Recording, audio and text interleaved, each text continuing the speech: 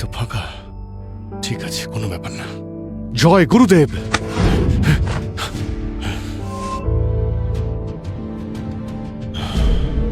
অদ্ভুত, এখানে অশুভ আত্মার ছায়া আছে। বাই ফ্যামিলিতেও ঢুকলো কি করে? আরে জর্জ, তুমি এখানে কি করছো? সত্যি বলিহারি, কোনো কাজকর্ম না পেয়ে এখন চুরি করছো? দেখে তো মনে হচ্ছে মিস রোজি তোমার উপর খুব তাড়াতাড়ি বিরক্ত হয়ে গেছে। তোমার গাড়ি, বাংলো, সম্পত্তি সবকিছুই কি কেড়ে নিয়েছে? তাই এখন চুরি করতে বাই ফ্যামিলির বাড়িতে চলে এলে। ক্যাথি, পুলিশ ডাকো আর ওকে নিয়ে যেতে বলো। কি দেখছো?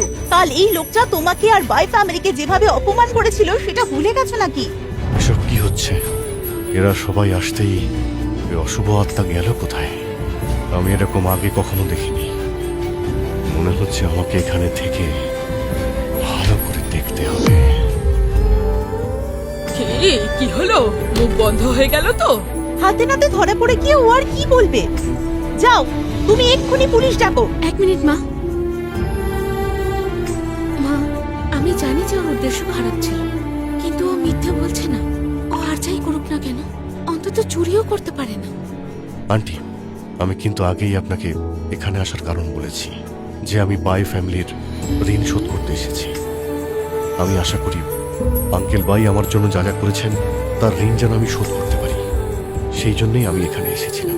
বেশি কথা বলিস না তুই। সত্যি উপকার করতে চাইলে আমাদের জীবন থেকে সারা জীবনের মতো সরে যা। বেশ তো মজা করতে পারিস। তুই বাই ফ্যামিলির ঋণ শোধ করবি? একটা কথা শুনে রাখ, বাই ফ্যামিলি তোর থেকে কিছুই চায় না। তাই যত তাড়াতাড়ি সম্ভব তুই এখান থেকে চলে যা। আমি এখানে যাওয়ার জন্য আসিনি। মা, বাই আর জর্জ ফ্যামিলি বরাবরই ভালো বন্ধু ছিল। বাই ফ্যামিলির একটা সম্মান আছে। যদি আমরা ওকে বের করে দিই, সবাই বলবে যে বাই ফ্যামিলি পুরনো বন্ধুত্বের কোনো মর্যাদা রাখেনি। তাই ওকে এখানে থাকতে দেওয়াটাই ভালো হবে। ক্যাথি, তুই এটা কিভাবে করতে পারিস? কেন ওর উপর মায়া দেখাচ্ছিস? ঠিক আছে জর্জ, প্রশ্ন বাই ফ্যামিলির সম্মানের, তাই একটা সিদ্ধান্ত নিয়েছি। কিন্তু মনে রেখো, কোনো ভুল যেন না হয়। যদি এখানে থাকতে চাও তাহলে আমাদের নিয়ম মেনে চলতে হবে। আর যা নাটক তুমি করছো সেটা তোমায় এবার একেবারে বন্ধ করে দিতে হবে। আশা করি বোঝা গেছে। এখানে যা কিছু হচ্ছে তা এটার জন্য আবার হচ্ছে না তো? হ্যাঁ, বুঝতে পেরেছি। সময় হয়ে গেছে তোমাকে শিক্ষা দেওয়ার। সাফল্য পেতে গেলে শক্তিশালী হওয়াটা ভীষণ প্রয়োজন। তাহলে আজ থেকে তুমি এখানেই থাকবে। নিজের ঘর নিজে পরিষ্কার করবে, এদিক ওদিক ঘোরাঘুরি করবে না। আর যদি আমার বা ম্যাডির ওপর খারাপ নজর দাও, পরিণতি কিন্তু ভালো হবে না। হ্যাঁ হ্যাঁ, বুঝতে পেরেছি। আচ্ছা ক্যাথি, একটা কথা বলবে? আমি দেখেছি তুমি বিজনেস মিটিংয়েই থাকো বা বাড়িতে বা যখন ঘুমিয়েও থাকো এই জেড ব্রেসলেটটা হাতে পরে থাকো। এটা কি তোমার কাছে খুবই মূল্যবান? কেন? তুমি কি ব্রেসলেটটাও আবার চুরি করতে চাও নাকি? না না, তেমন বিশেষ কিছু নয়, এমনি জিজ্ঞেস করলাম। তোমার এটা খুব প্রিয় তাই না? আমি এমনি তোমায় জিজ্ঞেস করলাম। এই জেড ব্রেসলেটটা খুব বেশি দামি নয়। বাবা এটা চলে যাওয়ার আগে আমাকে দিয়েছিলেন। যখনই আমি কাজে যাই বা কোনো কন্ট্রাক্ট সাইন করি, তখন আমার মনে হয় বাবা আমার সঙ্গেই আছেন। এটা ওনার আশীর্বাদ আমার সঙ্গেই থেকে যায়। যদি কিছু না মনে করো, একটা কথা বলবো তোমাকে। বলো। তুমি কি ব্রেসলেটটা খুলে আমাকে দেখাতে পারবে? তার মানে কি এই ব্রেসলেটটাই তোমার লক্ষ্য? যদি এমন কিছু ভেবে থাকো, তাড়াতাড়ি সেটা মাথা থেকে বের করে ফেলো। যদি এটাকে স্পর্শও করো, আমি কিন্তু ছেড়ে দেব না তোমায়। এই বাড়িতে থাকতে হলে তোমাকে তোমার আসল সীমা বুঝতে হবে। মনে হচ্ছে বাই ফ্যামিলির সঙ্গে যা কিছু ঘটছে তাই ব্রেসলেটের জন্যই হচ্ছে। আর ক্যাথি এটা কিছুতেই খুলতে চাইছে না।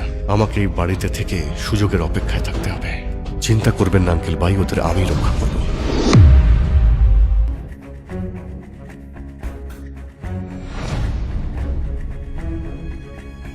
যখনই দেখো শুধু খেতেই আছে। একে দেখে আমারই খিদে চলে যায়। আমি বরং এখান থেকে চলে যাই। মা, তুমি কেন যাবে? যদি যাওয়ারই হয় তাহলে ও এখান থেকে যাবে। হ্যাঁ তো, আমি কেন যাব এখান থেকে? শোন, আমি তোর সঙ্গে কথা বলছি। উঠে দাঁড়িয়ে কথা বল। আজ থেকে তুই রান্না করবি, বাড়ি পরিষ্কার পরিচ্ছন্ন তুই করবি, কাপড় ধুবি, আর সব কাজ তুই করবি। এখানে অলসদের কোনো জায়গা নেই। যদি এইসব করতে না পারিস বেরিয়ে যা এখান থেকে। না মা, আমাদের বাই ফ্যামিলি আর জর্জ ফ্যামিলি প্রজন্মের পর প্রজন্ম ধরে বন্ধু। এমন পরিস্থিতিতে একে দিয়ে বাড়ির কাজ করানো ঠিক হবে না, এটা ভুল। যদি এটা বাইরে ফাঁস হয়ে যায় তাহলে বাই ফ্যামিলির সম্মান মাটিতে মিশে যাবে। এর জন্য একটা চাকরি খুঁজে দিতে হবে। যদি আমরা একে আমাদের কোম্পানিতে কাজে লাগাই তাহলে ওখানে ওর কি কাজ? সারাদিন শুধু খেয়েই যাবে। আমার তো মনে হয় না ওকে দিয়ে কাজ করানো যাবে বলে। ভেবে দেখো একবার।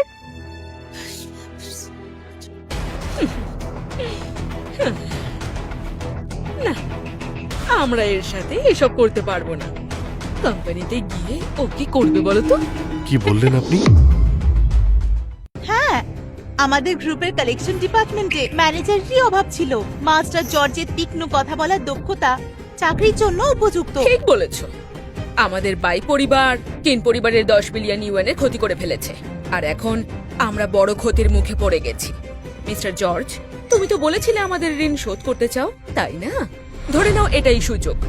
ম্যাডি, ব্ল্যাক ড্রাগন গ্রুপের এখনো আমাদের 50 মিলিয়ন দিতে বাকি, তাই তো? একদম ঠিক বলেছো। আমরা অনেক দিন ধরে এই টাকা আদায় করার চেষ্টা করছি। মাস্টার জর্জ, ব্ল্যাক ড্রাগন গ্রুপের আমাদের 50 মিলিয়ন দেওয়ার কথা আছে। যাও সেই টাকা নিয়ে এসো। আর যদি আনতে না পারো তাহলে ফিরে আসারও কোনো দরকার নেই। মা, ব্ল্যাক ড্রাগন গ্রুপ লুকোনো ড্রাগন গ্রুপের সহযোগী। তাদের ম্যানেজার মিস্টার জিং এর কাছ থেকে কাজ আদায় করা কঠিন। আপনি কি মাস্টার জর্জকে ওখানে হারানোর জন্যই পাঠাচ্ছেন? এখানে যেহেতু আন্টি বলে দিয়েছেন তার কথা আমাকে মানতেই হবে। আমি এখন ব্ল্যাক ড্রাগন গ্রুপে গিয়ে আমাদের টাকা ফিরিয়ে আনবো। মাস্টার জর্জ, না ভেবে কিছু বলো না। ব্ল্যাক ড্রাগন গ্রুপ ভীষণ বিপজ্জনক। তুমি তাদের সামলাতে পারবে না। আমার কথা শোনো। ক্যাথরিন, আমার মনে হয় মাস্টার জর্জ এটা করতে পারবে। জং পরিবারের বড় মেয়ের সঙ্গে ওর তো বেশ ভালো পরিচয় আছে। আমি জানি ওর জন্য এই ঋণ আদায় করা কঠিন নয়। মাস্টার জর্জ, একটু ভেবে দেখো। পরিস্থিতি তোমার হাতের বাইরে। আমরা চাইলে সম্মান আবার ফিরে পেতে পারি, কিন্তু জীবন পাবে না। একদম ঠিক জর্জ, যদিও আমি এটা বলিনি, কিন্তু যদি তুমি টাকা নিয়ে আসতে না পারো তাহলে তোমার এই বাড়িতে থাকার কোনো অধিকারই নেই। আন্টি, আমি সবকিছু তদন্ত করে আপনাকে জানাবো। চিন্তা করো না, আমার কিচ্ছু হবে না। তুমি মাস্টার জর্জ, তোমায় নিয়ে আর চিন্তা করবো না।